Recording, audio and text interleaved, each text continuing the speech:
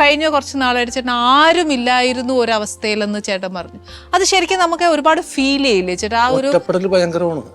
ജീവിതത്തിന്റെ ഒരു തുരുത്തിൽ ഒറ്റപ്പെടാന്ന് വെച്ചാല് അത് ഭയങ്കര. നമ്മളൊരാളെ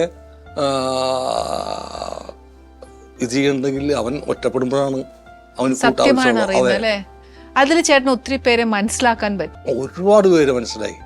കപടമുഖങ്ങൾ മനസ്സിലാക്കാൻ പറ്റും. കപടമുഖം എന്ന് പറയാൻ പറ്റൊന്നുമില്ല. അതൊന്നും ഞാൻ പറയില്ല, അങ്ങനത്തെ പേരൊന്നും ഞാൻ പറയില്ല. അവർക്ക് അവരുടേതായ ലൈഫ്, സെൽഫിഷ്നെസ് ആണ് ഏറ്റവും കൂടുതൽ. മറ്റൊരാളുടെ ദുഃഖമാണ് ഇന്ന് ആഘോഷിക്കുന്നത്.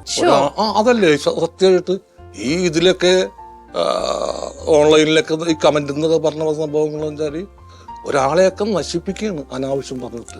അതിൽ ശരിക്കും നമ്മൾ എങ്ങനെയാണ് അതിനെ വിത്ത്സ്റ്റാൻഡ് ചെയ്യേണ്ടത്? അതിനെ എങ്ങനെ നമ്മൾ ചെറുത്ത് നിർത്തി നമ്മൾ ജീവിതത്തെ എങ്ങനെ ഫേസ് ചെയ്യാൻ പറ്റും? നമ്മൾ ഒറ്റക്കാരന് ആദ്യമായിട്ട് തീരുമാനിക്കാം. നമ്മൾ വന്ന അതെ, ഒറ്റക്കാണ്, പോകുന്നതും ഒറ്റക്കാണ്.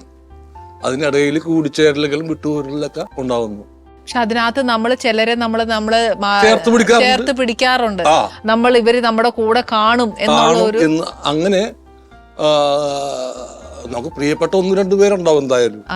ഭാര്യ, മക്കള് ഇവരൊക്കെ നമ്മൾ ചേർത്ത് പിടിച്ചേ പറ്റുള്ളൂ. അവരുണ്ടാവും, എന്തായാലും അവരുണ്ടാവും. അതല്ലാതെ നമുക്കൊരാൾക്ക് പ്രതീക്ഷ നമ്മൾ വെക്കുമല്ലോ, വെക്കരുത് എന്നാണ് അല്ലേ ചേട്ടാ?